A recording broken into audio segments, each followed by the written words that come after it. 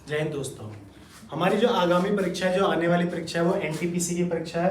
ये बहुत ही महत्वपूर्ण परीक्षा है और इसमें जो मैथ है वो बहुत ही ज़्यादा इंपॉर्टेंस रोल रखता है। तो हम 2018 में जो एनटीपीसी का एग्जाम हुआ था उसी का सॉल्यूशन कराएंगे। तो पहला क्वेश्चन है इसका, cos 2 थीटा बराबर sin थीटा, और थीटा जो है हमारा 0 और 90 डिग्री के मध्य है। तो हमें थीटा की वैल्यू ज्ञात करनी है, थीटा का मान ज्ञात करना है। देखो, ऐसे क्वेश्चनों को करने के लिए हमें ऑप्शन वाइज जाना होता है। अगर हम मेथड से करते हैं तो वो लंबा हो जाता है। पहला हमारा थीटा के स्थान पर हम 45 डिग्री रखेंगे, तो हमारा है cos 2 इंटू 45 बराबर sin 45। cos 2 यानी कि हो गया हमारा cos 90 बराबर sin 45। cos 90 का मान होता है 1 और sin 90 का मान 1/√2। तो ये दोनों मान नहीं आए। अब हम जाएंगे ऑप्शन नंबर बी के साथ। ऑप्शन नंबर बी कितना है हमारा, 30 डिग्री। तो cos के स्थान पर रखेंगे 2 इंटू 30 बराबर sin 30। ये हो गया इधर cos 60 और इधर sin 30। cos 60 का जो मान होता है वो होता है 1/2 और sin 30 का मान भी 1/2 होता है। तो हमारा ऑप्शन होगा बी। देखो, ये इस सीरीज का दूसरा क्वेश्चन है कि पहली 8 भाज्य प्राकृतिक संख्याएं और पहली 8 अभाज्य संख्याओं के माध्य के बीच का अंतर। पहले हमें इनका माध्य निकालना है और फिर उनके बीच का अंतर निकालना है। तो पहले 8 भाज्य संख्या क्या होंगी हमारी, 8 भाज्य संख्याएं।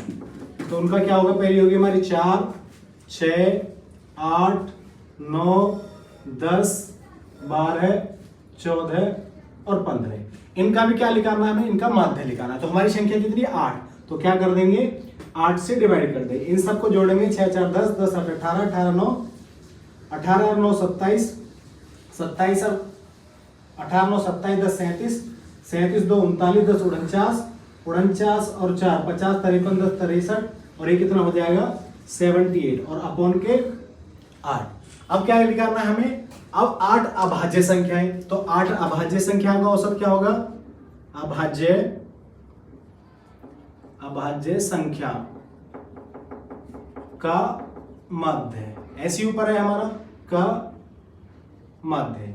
तो क्या है हमारा, कौन कौन सी होगी हमारी अभाज्य संख्याएं, 2 3 5 7 11 13 17 19 और बटे 8। इन सबको जोड़ेंगे तो कितना हो जाएगा, 2 और 3 5, 5 5 10, 7 17, 17 11 18 10 28, 28 3 31 10 41, 41 7 48 10 58, 58 और 9 कितना हो गया ये 77 और बटे 8। अब क्या निकालना हमें, इनके बीच का माध्य निकालना, माध्य के बीच का अंतर। तो भाज्य संख्याओं का माध्य ये आ गया, अभाज्य संख्याओं का माध्य ये आ गया। अब इनका अंतर क्या होगा, 78/8 माइनस के 77/8, दोनों का एलसीएम 8 आ गया। 78 से 77 जाएंगे तो 1/8। तो ऑप्शन डी। इसका अगला क्वेश्चन है कि ए किसी कार्य को 12 दिन में कर सकता है और बी ए की तुलना में 20% कम कार्यकुशल है, तो बी वह कार्य कितने दिन में पूरा करेगा। देखो, ऐसा हमें कार्य क्षमता दी हुई है। तो कार्य क्षमता क्या है हमारी, कार्य क्षमता है हमारी बी जो है वो ए की तुलना में 20% कम कार्यकुशल है। इसका मतलब है अगर 100 दिन में करता है ए की क्षमता जो 100 दिन है, तो बी की कितनी होगी 20% कम, 80 होगी। 1 0 से 1 0, 2 चौके 8, 2 पंजे 10। तो उनकी कार्य क्षमता का जो रेशो आ गया 4:5 आ गया। अब जो कुल कार्य होता है, कुल कार्य होगा आपका ए की क्षमता, और ए कितने दिन में करता है काम को, 12 दिन में। तो हमारे पास कुल कार्य कितना है 60। अब ये 60 काम हमें किससे करवाना है, बी से। तो बी की कार्य क्षमता कितनी है 4। तो 4 से जब आप 60 का डिवाइड करोगे कितना आएगा 15। तो बी वह काम कितने दिन में करेगा, 15 दिन में। देखो, इस सीरीज का अगला क्वेश्चन है कि किसी भी प्राकृतिक संख्या n के लिए 6 की पावर n माइनस 5 की पावर n के परिणाम का अंतिम अंक क्या होगा। तो पहले क्या बोला हमारा प्राकृतिक संख्या। तो हमारे पास क्वेश्चन है 6 की पावर n माइनस 5 की पावर n। तो n क्या है हमारा, एक प्राकृतिक संख्या है। तो क्या करेंगे, n बराबर 1 रखेंगे। तो रखेंगे इसमें 6 की पावर 1, 5 की पावर 1।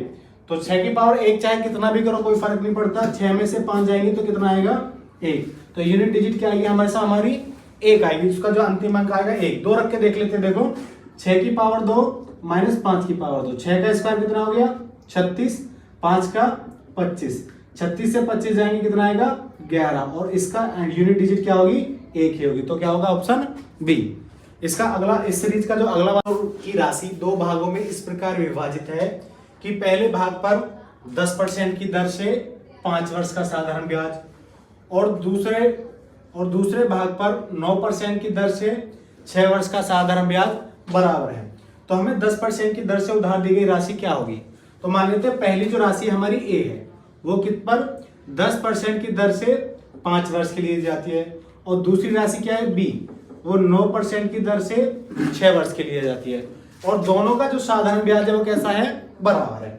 देखो काट लेंगे इसे, 2 से काटेंगे, 2 तिया 6 और ये 5 बार कट जाएगा, तो a मल्टीप्लाई कितना आ गया 25, b मल्टीप्लाई 27, ये इधर मल्टीप्लाई में डिवाइड में आ जाएगा, दोनों का रेशो निकालेंगे, a रेशो b कितना आ गया 27 रेशो 25, दोनों को जो मिला के कितना है, दोनों को मिला के उसने दिया है कि हमारे पास 2600 है, लेकिन उसने कितना बताया दोनों को मिलाकर 52, तो 52 यूनिट किसके बराबर है 2600 के, तो 26 बटे 52, 26 से कम 26, 26 दूनी 52, तो कितने से कट जाएगा ये, कितनी यूनिट आएगी हमारी 50। तो हमें बताना है कि 10% की दर पर कितनी राशि दी, तो 10% की जो वैल्यू है वो 27 है, तो 27 की वैल्यू मल्टीप्लाई 50 में करेंगे, 0, 5 सत्ते 35 का 5 हाथ से लगे 3, 5 दूनी 10 और 3 13, तो कौन सा है ऑप्शन नंबर बी 1350।